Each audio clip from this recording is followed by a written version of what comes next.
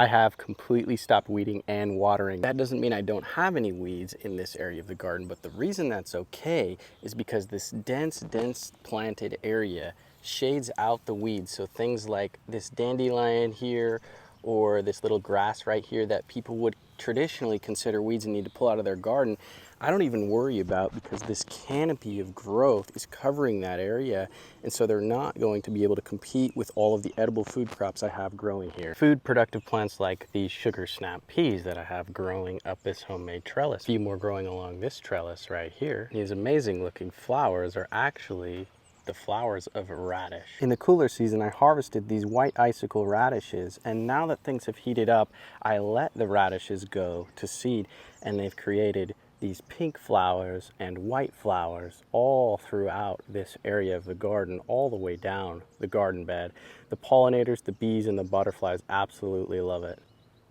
There's a little bee right now on that flower, getting his fill of pollen. Another crop I put in this bed is potatoes. This is a blue Adirondack potato flower, and at the base it will create these purplish blue potatoes. The bumblebees love the potato flowers, little clusters of them there, as you can see, and it feels good to have a food productive plant that's also benefiting these pollinators here. And if you're wondering how in the world I don't water to get all of this green lush foliage, well, I live in a climate where it rains pretty consistently, so I don't need to, but dense planting is still a great option even if you don't get a ton of rain and you have just a slow drip system, because with a densely planted area, that's gonna really protect the soil and prevent evaporation and runoff. And if you do things like mulch the ground as well, that's also gonna help a lot with your water conservation efforts. The only time I start to get nervous with my space is when I start to see open space. That just means there's going to potentially be more work for me if I don't fill this in with more dense planting soon. For me, this doesn't mean spacing out plants properly,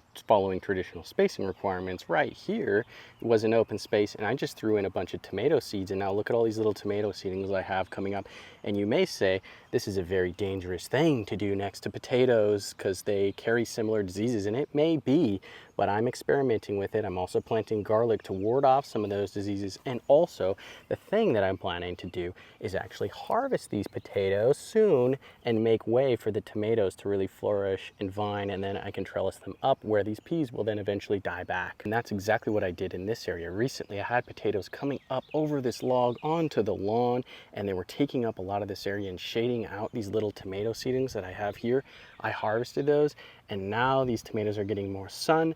This one already has a bunch of flowers on it, and I'm going to train those along this log and then up this homemade trellis right here, along with this lemon cucumber. In the back, I have these Jerusalem artichokes, which people say are a bit invasive, so be careful planting these if you don't want them to take over an area, but I don't care. I'm experimenting, and I'm gonna see what's gonna happen here. But I'm really just trying to not overcomplicate things. I'm not looking at companion planting charts and all that. I'm just throwing in a bunch of seeds and flowers like this salvia, which the bumblebees love as well, and I'm gonna see what happens. But I'm really a fan of these plants that go to flower, like these radishes that you can also use, and they're creating these cool little seed pods, which eventually will drop a bunch of seeds, or I can collect those and put them in other locations to grow even more radishes down the line. And on this side of the bed, I have a huge volunteer pumpkin. That was one of the seeds that fell in that area, and it just came up when I was burying a pumpkin in this area right here. I have a bunch more pumpkin plants reaching out here, and I think I'm just gonna let those take over my lawn. I give my plants priority. If the lawn dies back, I'll figure out something to plant in that area or make it work somehow. It's already starting to lay across the lawn, and it's gonna get a lot bigger than that and take over this area. But I think it'd be cool to have a pumpkin patch in this area rather than dry, dead looking boring lawn. So again, I am getting some weeds. Here's some of those grasses and weeds that are coming up. They're so small and they're so outcompeted by all of the dense foliage above that they just don't get a chance to take hold. So I don't even need to worry about them. I don't need to pull them out with such dense planting. You don't have to get overwhelmed with how you're gonna plan and plant out big sections of your yard like this. The main thing I did was just make sure things like my tomatoes, which can sprawl along the ground, were in the front, and then I had the taller varieties that I knew were gonna go to flower, like this radish and this potato in the middle, and then in the back I put these Jerusalem artichokes, which create a sunflower-like head on the very top, and they're going to keep growing taller and provide a nice backdrop along my fence here. And then below the ground, they actually produce an edible tuber, which tastes somewhat like a potato or an artichoke. We'll see how that ends up tasting. And here is another example of where I'm filling in gaps. You can see there's a lot of densely planted potatoes right here, and there were also a bunch of densely planted potatoes right in this area, but I just pulled those out because I had this tomato plant which was doing a lot better than anything else around it that I want to come up in this area. So I pulled those potatoes to give this tomato more light. I was able to eat those potatoes. They were beautiful and delicious.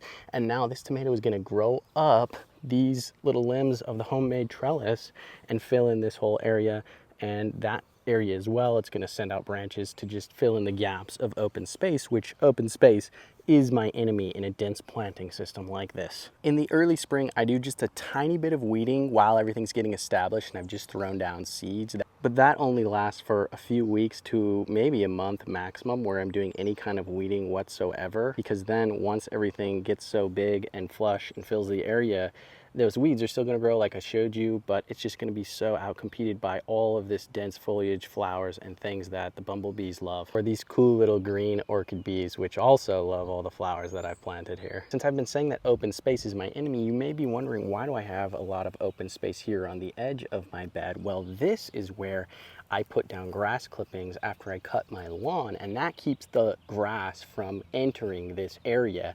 I don't have a grass with a ton of aggressive weeds. If there was Bermuda grass, you know, I think I could still do this. I would maybe even go even more dense on the planting just to shade that out if there were any aggressive weeds in here. But I do continually put down mulch, and sometimes I put it in the bed, and this decomposes to provide these plants even more nutrition over time. And it also does a really good job at retaining the water that does fall into this area from the rain that we get. So now the cool thing about this entire section along my fence is it takes as much time as it would have taken to just mow that strip of grass. It's a section near the fence that's just a couple feet wide, but I'm getting so much food production, foliage, and flowers out of this area. This tomato plant even has a few tomatoes already forming. This is a sun gold cherry tomato. I threw seeds down here. And cherry tomatoes are a great plant to start with if you're new to growing tomatoes, because the fruit forms so much sooner than a larger tomato, and that plant just needs to stay alive long enough for a small cherry tomato to flourish. And because tomato plants can be a bit disease prone, just keeping a plant alive long enough to get a flush of cherry tomatoes on is a great way to start if you're new to tomatoes. And right behind this salvia flower is another idea to save you even more time. Behind these sugar snap peas is corn stalks from last year that I just left in the ground. They grew up, and then I tied them at the very top with a string, and now they acted as a vertical support to trellis those sugar snap peas upward, which worked really well. I did this in many areas down this bed. I really like the look of these Jerusalem artichokes so far. They look a lot like sunflowers. I'm really curious to see what kind of flower pops out of the top of these and how tall they grow. I think if they grow, you know, to 8-10 feet tall, which I think is possible, that'd be really cool to provide a whole line of sunflowers down this row. I mean, sunflower looking plants, because they do have a head that looks like a sunflower, it's just a little bit smaller. So if you're new to gardening and you're worried about weeding or watering, this is a great option to start a garden, even if you just have a lot of lawn and you don't know where to begin.